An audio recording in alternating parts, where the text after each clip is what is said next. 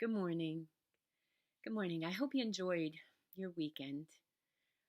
Um, Today, the American Baptist Church has sent out a memo asking people of faith to pause at noon for a national day of lament and mourning.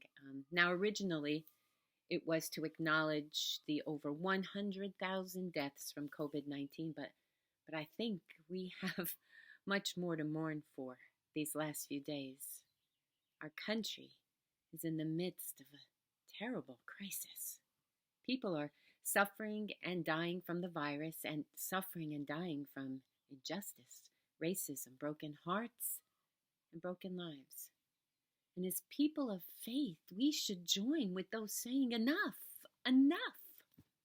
And although I am all for protesting when necessary because I have done it, the vandalism and the violence only takes away from the validity of the reason they started the protest in the first place. And that saddens me because I don't want it to end badly.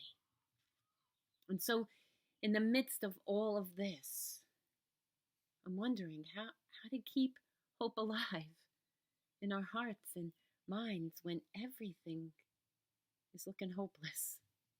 Is there anything left to rejoice in the midst of all this suffering we're seeing? Well, in Romans 5 3 through 5, Paul, who knew suffering better than most of us, says we can rejoice even in our sufferings because we are a people of hope. A people of hope. And he goes on to say, not only that, but we rejoice. We rejoice in our sufferings, knowing that suffering produces endurance, and endurance produces character, and character produces hope. And hope doesn't put us to shame. In other verses, it says, hope doesn't disappoint because God's love has been poured into our hearts through the Holy Spirit who's been given to us.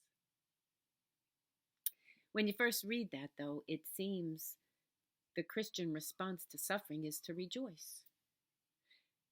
So then does that mean God is telling me that when I'm hurting and in pain, I'm expected to be glad and rejoice in it? Because that isn't natural. What we see out in our world isn't something to rejoice about. So then why does Paul say that? And if he's right, how do we get to the place where we can rejoice in suffering? Well, for starters, it isn't because it's such a great feeling to be hurting. Rather, it's because we are to know something about it, something our faith enables us to know. See, Paul says we know suffering does something, accomplishes something. It's proactive. It produces perseverance, character, hope. See, suffering doesn't mean celebrating when bad news comes. Of course not. None of us should celebrate the awful things happening to so many people right now. What it does mean is that God doesn't waste a single hurt or disappointment. In fact, he uses all of them to shape and build us into better humans. At least that's what it should do. And hopefully that's what will happen in the end. That all of this we've been going through will have mattered for something, for someone. And that perhaps we've become better because of it.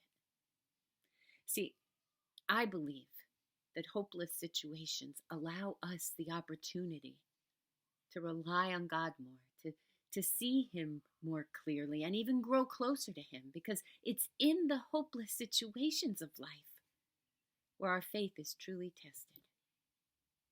Man, it's being tested now. And actually, as I thought about this, I realized that some of my greatest times of spiritual growth have been when I've reached the end of my resources and all I have left is Jesus. So here's what I think. When something bad happens in your life, don't respond by arguing with God or rebelling against him or others.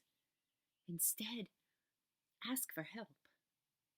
Trust him to keep his promise to use all circumstances, including the bad ones, to accomplish some kind of good in our life. Something we might see, but something that we might not in our lifetime.